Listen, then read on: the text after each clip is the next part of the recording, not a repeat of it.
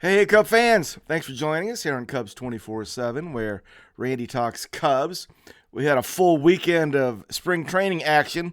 I want to get us caught up on that. We played the Sox on Friday. We won that game 10-6. Had the Dodgers on Saturday. Fell to the Dodgers 8-5, and played Cleveland yesterday. We came back from a 3-1 deficit to beat the Guardians 5-3, and I'm going to go through each of the games for us, give us a little bit of an idea of how we scored, who did well, what the pitchers were. And then at the end of that, I'm just going to give you a list of how everybody's doing that I think is sort of interesting. And we'll just go through that list to get us all caught up. So before we get into game one on Friday with the Sox, a couple of interesting pieces of information that you need to be aware of. Number one, Ian Happ has what is described as a mild hamstring strain, and he's out. So much so that Miles Mastrobuoni started in left field on Sunday, and I'll talk about what Miles did. But it looks like we could be without Ian Happ for a little bit of a stretch here. Patrick Wizzy was a late scratch in a game last week, I think on Tuesday.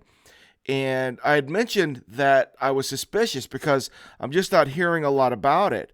So the only thing I can share with you is it sounds like a leg injury of some type, but I haven't seen Patrick Wisdom in several days, so I'm not sure what's going on there. The other thing is that Bellinger was taking BP against Keegan Thompson along with Dominic Smith. So Dominic Smith and Belly were taking live BP off of Keegan Thompson this week, and it looks like Belly is slated to get his first spring training action on Wednesday. So we'll go ahead and look for that as well. So let's jump into the Sox game on Friday. In games Friday and Saturday, we saw Steele and Shota Imanaga. And then on Sunday, Kyle Hendricks made his second start. So as of right now, we've seen in spring training action all of the rotation guys with the exception of Jameson Taillon. So I haven't seen what he's scheduled for so far this week, but that's where we are. But Justin Steele started, and he went 3 innings. And, he was Justin Steele. I'm not worried about it. I was hoping that he would strike out everybody he faced, and blow everybody away. But he did fine. He pitched 3 innings, gave up 2 hits, 2 runs. Both of them were earned. He walked a guy, struck out 2. So it wasn't a lights-out dominating start, but it was definitely Justin Steele, and he looked fine. Javier Assad had a very interesting situation. Javi hasn't done well, so they gave him the start. It didn't go that well. Well, now they bring him in relief of Justin Steele. And Assad goes 2 innings, but he gives up 5 hits, 4 runs, all earned, and he walked a guy. So Assad has had a really sort of a bumpy road. But what's interesting about this one is in his the inning that he gave up those runs in the 5th inning, he actually had to get 5 outs. The sun was so bad in Arizona and it was so positioned that PCA in center field lost 2 routine fly balls in the sun and dropped them. 5th inning, Javier Assad on the mound, 2 fly balls, completely lost them. And so Javier Assad had to deal with that. So that's the reason that his inning went so awry as it did, is he had those 2 fly balls. And it happened again later. Jose Cuas had the same situation in the 7th inning. Jose Cuas had to get 5 outs because there was 2 balls lost in the sun. So it was a very interesting day. There was 4 total balls, pop-ups, that weren't caught. And Javier Assad took the brunt of it, but Jose Cuas came back and did fine. So I'm talking about Cuas. He pitched an inning, gave up the 1 hit, and got 5 outs, basically. Julian Merriweather came in relief and was lights out, so he's done that again. Colton Brewer came in, pitched an inning, gave up 2 hits, but got out of it. Riley Thompson came in and pitched an inning and struck out a guy, so he did well. So staff wise, it's to me it's looking like for the most part the staff as a whole is doing pretty well, but we're having maybe one or two pitchers per game that have a little bumpy road. So in the game against the Sox, it was Javier Assad who got in trouble. But again, that fifth inning was just horrendous. Let's talk about who did well. Nick Madrigal had a single. Canario did well. Canario walked twice and had a single, so we got on base 3 times. Gomes has been hitting well. He had a double and an RBI single against the Sox.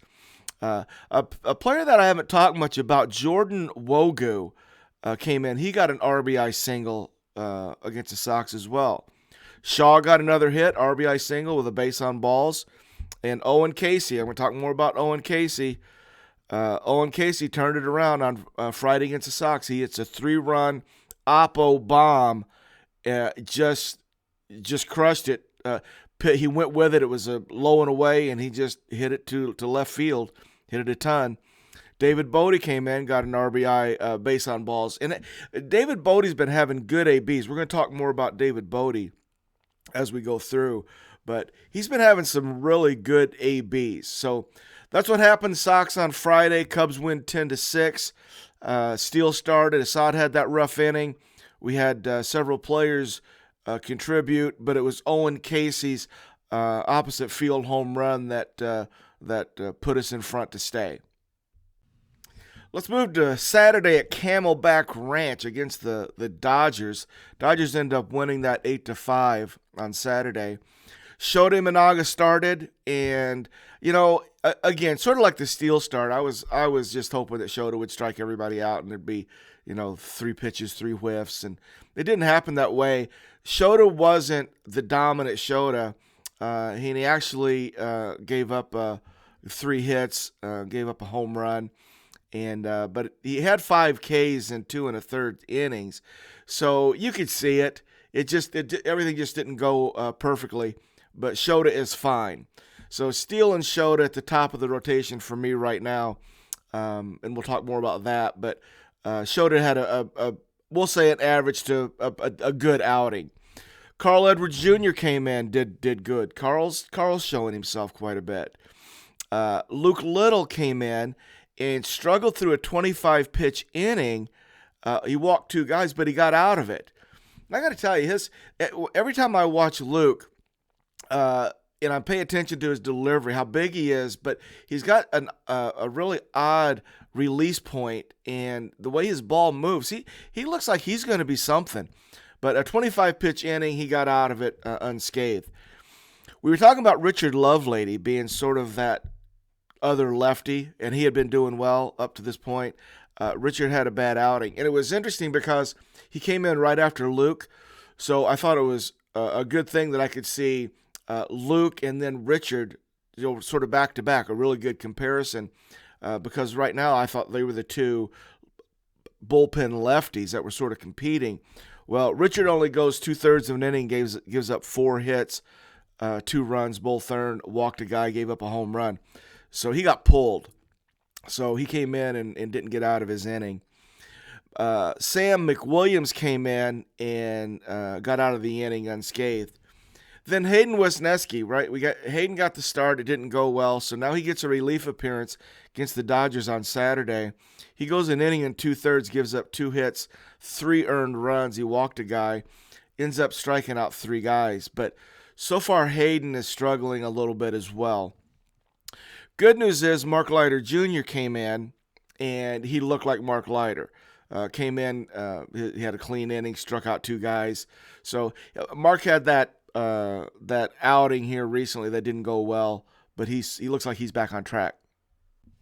So again, as far as the pitching staff goes, everybody did pretty good. A couple of guys struggled, and that's where the Dodgers did their damage. Offensively, it was kind of interesting. The mix of guys who are really performing well for the most part are the backups. Like when we start, I'll do the list of who the leaders are. And I know the regulars. I get it. They're working on things and doing other things. Where the guys who are competing for a spot, right, are playing the game full out. So I'm not really going to talk about sort of the regulars, Dansby and Nico and Saya, that group. We'll let them work on things. But Luis Vasquez, he's been doing really well. I'll show you what his numbers are here later. But on Saturday against the Dodgers, he has an RBI single. Tauchman hit a first home run. Tauchman's only hitting like 189, somewhere in there. But on Saturday, he had his first home run, had a walk, so he was productive. Pablo Aliendo had a double on Saturday. And Matt Mervis broke it open for the Cubs scoring on Saturday. I got to tell you, I'll show you Matt's numbers at the end. There's some reason for optimism, but there's still room to go. But Mervis got his first home run, and it was a 2-strike bomb to dead center field in the second inning. So Mervis led the scoring off in the second with his solo shot. Tauchman in the fourth. There's a player that we haven't talked much about, Jake Slaughter, who he's only got 3 at-bats, but I'm going to start paying attention to him. He had a single and a stolen base, sort of caught my attention. And Owen Casey had a single and an RBI on Saturday as well. So getting contributions in different spots, and that's the Dodgers winning 8-5 on Saturday. Yesterday on Sunday against the Cleveland Guardians, we ended up winning that 5-3. We came from behind. We were down 3-0. And let's do the staff. Kyle Hendricks started again. And I'll just say it. Because I said it out loud when I was watching. I'm starting to get worried. Again, I'm looking for my frontline starters to look like frontline starters soon. Kyle came in. He threw 3 innings, gave up 5 hits, 3 runs, and a walk, 1 strikeout. So Cleveland scored 3. We beat them 5-3. They got all 3 runs against Kyle. And Kyle's interview after, he wasn't unhappy with it. He was talking about he's working on his pitches and doing some things. So I get it. I'm just telling you what happened. Cleveland scored 3 runs, and Kyle gave up all 3, 5 hits and a walk. But the news gets better after that. Here's what we go. We go Neris. Neris came in, gave up a guy fisted a flare over the second baseman's head. He was unscathed. Hector Neris is looking really good. So he came in, went lights out. Adbert came in, went lights out. Daniel Palencia came in. Now remember, Daniel's last outing didn't go well. So I was really interested to see how he rebounded, and he rebounded nicely. Lights out in his inning. Edwin Escobar, that veteran lefty, he's got a herky-jerky delivery too, which I sort of like it. If he can command, he looks like he could be hard to hit too. So Edwin Escobar pitched well, went unscathed. Porter Hodge came in. Porter's got a good arm. I really like Porter. I think it was Porter's uncle or something sent me a message, and I sit back and I lay Porter can pitch. He looked really good on Friday. And then Brad Witt came in and pitched really well. So our staff, if we look, we've just got maybe a handful of guys who have sort of had some struggles, and the runs that we've given up have been given up by a small percentage of the pitchers. So we've got a lot of guys who've come in and looked really well. So staff-wise, over the last 3 games, I like it. I am a little concerned about the rotation. I'll just say it. Okay, Steele and Shota, I think I'm good. Haven't seen Tyone yet, so got to put a question mark on that, just because I haven't seen him and what his history was. So to me, he's a question mark. What I've seen out of Kyle Hendricks so far in the spring, anything but dominant, and I'm looking for dominance in my frontline starters. And then in the race for that 5th rotation spot, well, Wisniewski hasn't pitched that well. Assad has had his troubles. Jordan Wicks has been serviceable, good. He would probably win the job if we had to pick now, because Drew Smiley has struggled. So I'm just saying, early on, I'm starting to get concerned about the rotation, because about 3 or 4 of the guys that we were sort of counting on Those are the guys that really haven't performed well. But it's still early. We'll see. But as of today, Randy's got some concerns about that rotation. All right, let's go offensively. First thing I want to talk about is in this game, Miles Mastrobuoni started in left field. And Miles Mastrobuoni has positioned himself early in this spring training as a valuable piece. He's hitting the ball. He homered yesterday, hit a home run to right center. It was just a bomb. Later, he had a double that he drilled off the left center field wall. So in yesterday's game, he turns on one and yanks it to the bleachers in right, and he hits another one hard oppo. So I'll give you his total numbers in a little bit. But Miles Mastrobuoni, he's played shortstop and looks like he can play shortstop. He's running the bases, so he can play short, he can play third, he can play second. Played left field yesterday, and in fact, he saved a home run. And what happened was, Kyle was pitching. He saved the home run because he got his glove on it and brought it back. He didn't catch it, but he got up and got his glove on it and knocked it back in play. Ends up running to the fence and getting what looked like at least a contusion on his head. The trainer was looking at him for a few minutes. So, but my point with Miles Mastrobuoni is I'm starting to think he's going to be a valuable asset. I think that they think if Happ isn't ready, they might play Miles out there.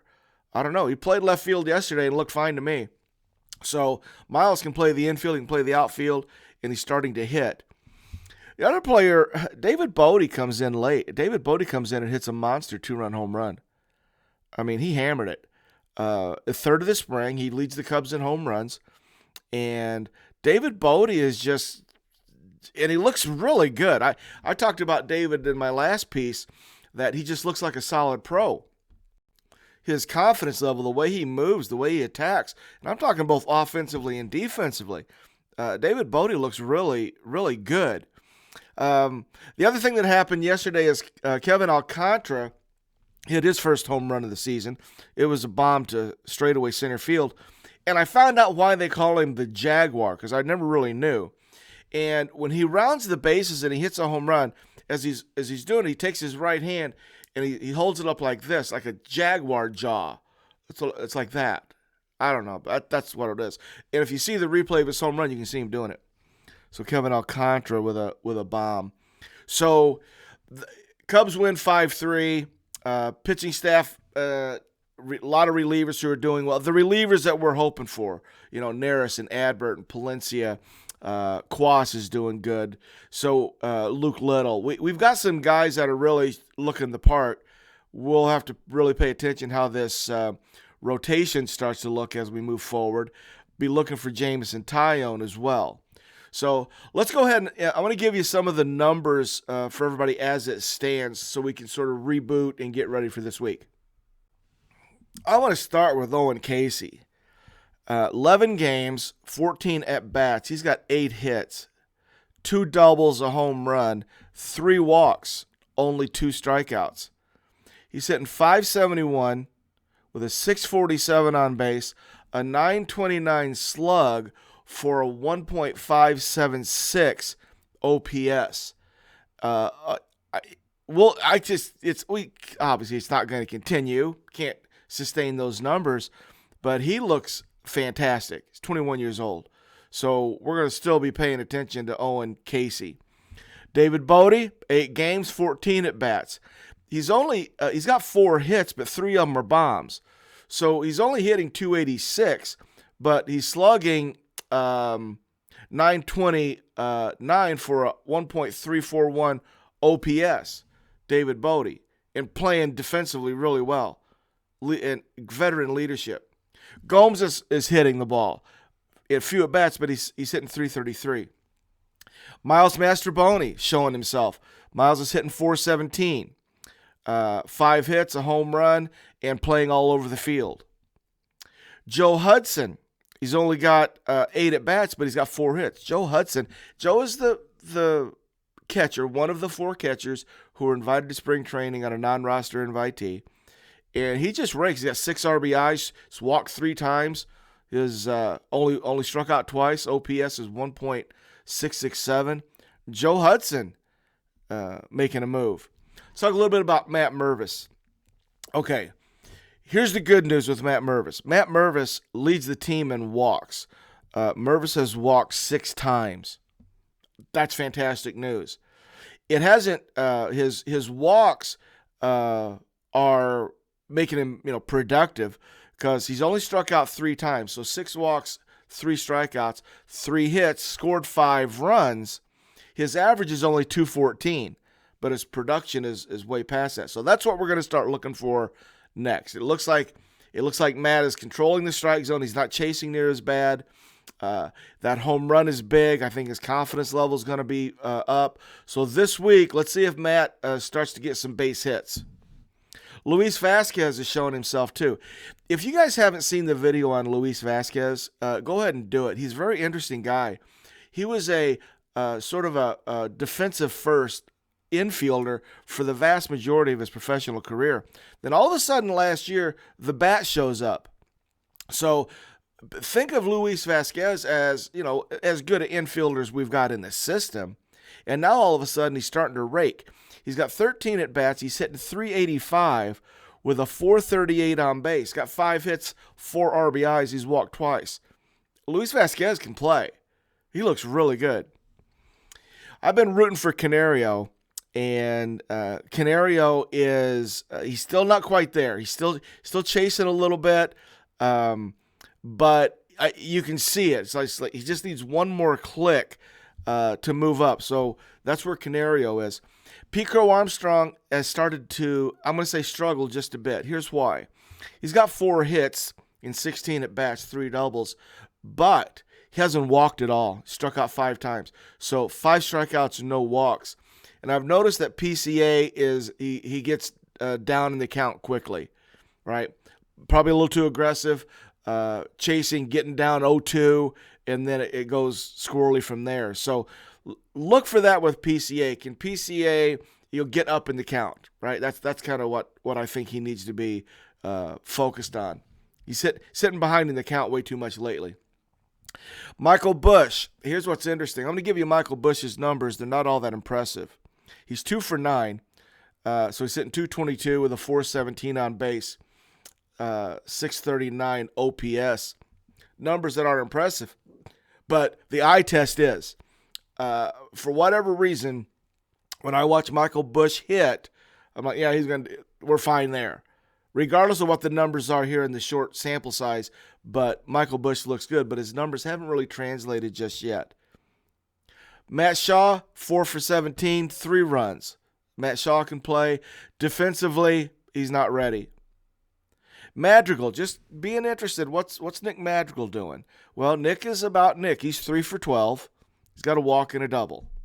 And he's playing third base, plays adequate. So Nick Madrigal is, at this point, exactly what you would expect Nick Madrigal to be. So here are the leaders. Home run leaders, Bodie with 3. Matt Shaw has the most at-bats at 17. Owen Casey leads in hits with 8. RBIs, Bodie has 7 to lead. Owen Casey and Joe Hudson both have 6.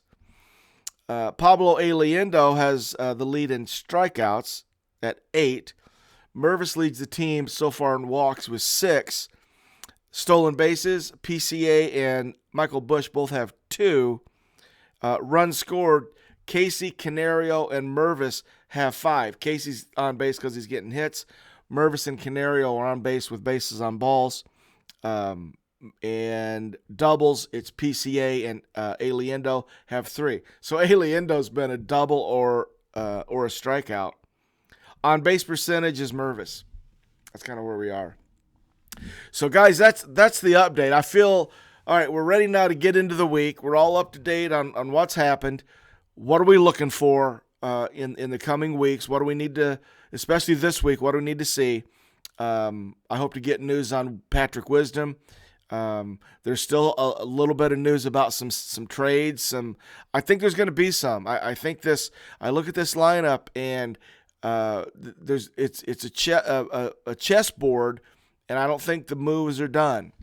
But thanks for checking us out here on Cubs 24/7, where Randy talks Cubs. I hope you feel up to date and ready for the week. And I'll be back with you for the weekend update. If there's something that's really important I need to blast in, I'll do that for you. But be sure to check out the weekend update. I'll have it ready for us on Friday to review what's happened from this point to there. And go Cubs, go.